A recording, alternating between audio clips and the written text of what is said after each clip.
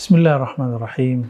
Alhamdulillahirabbil alamin alladzi nazzala al-Qur'an ala man kana khuluquhul Qur'an. Asyhadu an la ilaha illallah, asyhadu anna Muhammadan abduhu wa rasuluh. Allahumma shalli wa sallim wa barik ala sayyidina Muhammad wa ala alihi wa ashabihi wa li baitihi wa dzurriyyatihi ajma'in. Amma ba'du, sahabat yang dimuliakan Allah. Nuzulul Qur'an berarti nuzul, penurunan Al-Quran, yaitu wahyu Allah Al-Quran. Mengenai waktu, kita menemukan dua tradisi, dua keyakinan di kalangan umat Islam, terutama ulamanya. Secara umum, kita dari kecil, dari guru-guru kita lama, meyakini bahwa nuzul Quran turun pada malam 17.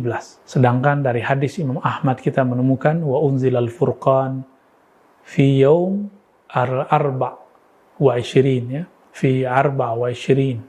Diturunkan Al-Quran, Al-Furqan pada malam ke-25 hari ke-24.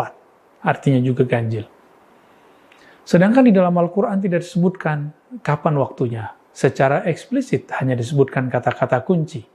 Di surah Ad-Dukhan disebut fi lailatin mubarakah, pada malam yang penuh diberkahi. Pada surah Al-Qadar disebutkan inna anzalnahu fi lailatul qadar. Sungguh kami menurunkan Al-Quran pada malam Lailatul Qadar.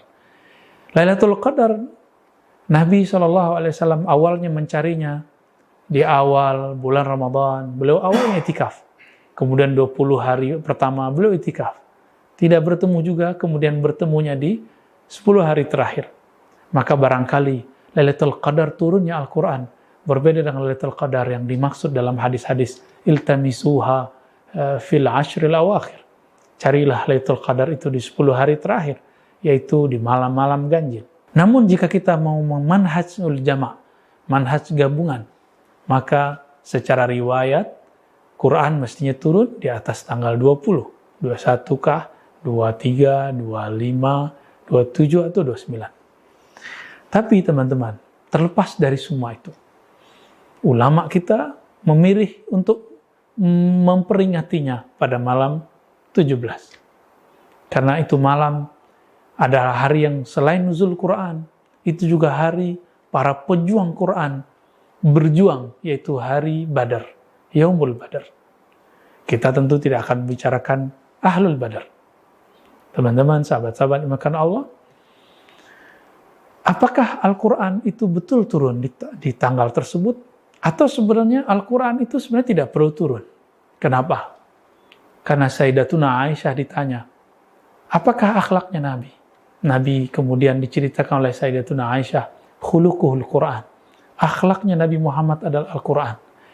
Jadi sebenarnya Al-Quran itu sendiri ada pada Nabi Muhammad sallallahu alaihi wasallam. Lalu untuk apa diturunkan? Maka kata turun di situ lebih kurang bermakna Allah tabaraka wa ta'ala menzahirkan dari diri Nabi Muhammad SAW. Karena Nabi Muhammad disebutkan dalam Al-Quran, wa innaka latulaqqal Qur'an min ladun hakimin alim.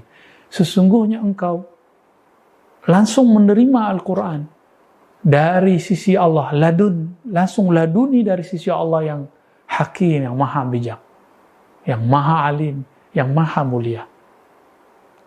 Jadi sebenarnya tidak perlu perantaraan Luh Mahfuz, tidak perlu perantaraan Jibril alaihissalam. Namun kenapa harus ada? Karena Al-Quran yang hendak dizahirkan ini berhubungan dengan hajat orang banyak dan harus melalui fase-fase yang formal, kan akan menjadi asas-asas hukum di kemudian hari. Maka perlulah diturunkan, dibuat semacam administrasi ilahiyah, turun ke alam Jabarut, yaitu Luh Mahfuz, dari kalam Allah yang tidak berhuruf dan bersuara itu, lalu menjadi berhuruf dan bersuara pada Luh Mahfuz. Barangkali itulah yang malam 17. Lalu turun dari situ kepada Baitul Izzah di langit pertama. Jadi di langit pertama ada suatu istana langit yang Allah sebut dengan Baitul Izzah. Disitulah ayat-ayat Al-Quran kemudian secara bertahap turun secara mutadarrijan kepada Nabi Muhammad SAW. Nabi SAW mendapatkan penzahiran turunnya itu melalui Sayyidina Jibril. Diturunkan satu-satu. Maka proses menzahirkan ini Allah buat settingannya melalui Sayyidina Jibril. Adapun wahyu yang lain, wahyu yang bukan wahyu Qur'ani, turun setiap saat ke dalam kolbu Nabi. Detik per detik, nafas per nafas. Inilah yang kemudian kita sebut wahyu nubuwah. Adapun yang turun melalui Sayyidina Jibril disebut dengan wahyu risalah atau wahyu ahkam.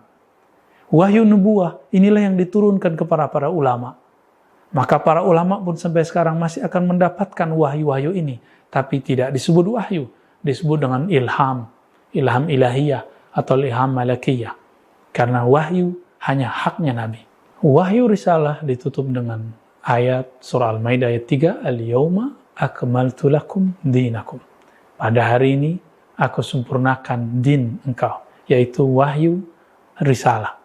Maka sahabat-sahabat karena Allah, Jibril pada hakikatnya, walaupun beliau menurunkan wahyu hukum, wahyu Al-Quran, tapi pada hakikatnya beliau juga ingin mendengar penjelasan wahyu tersebut dari Nabi Muhammad SAW.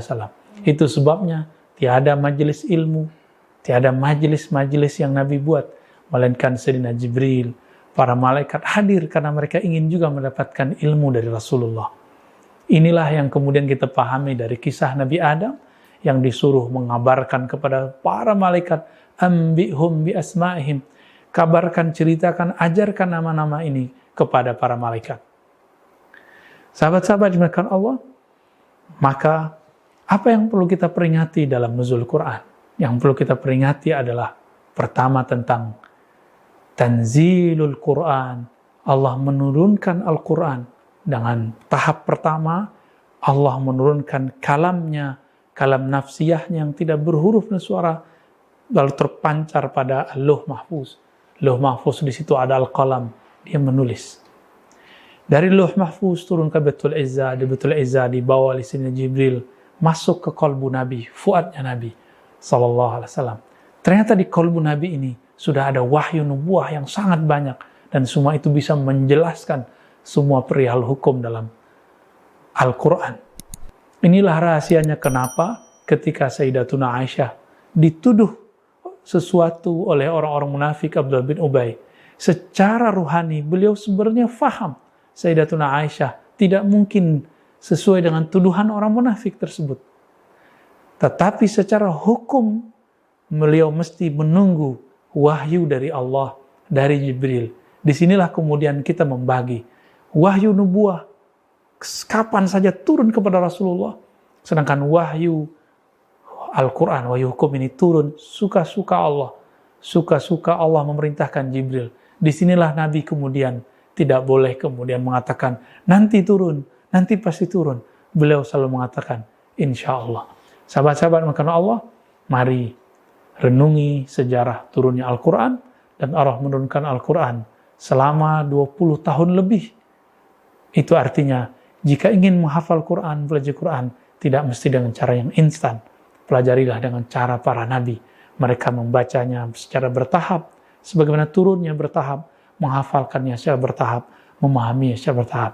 Semoga kita wafat sebagai ahlul Quran, keluarga kita semuanya menjadi ahlul Quran. Amin ya rabbal alamin. Wassallallahu ala nabiyina Muhammad.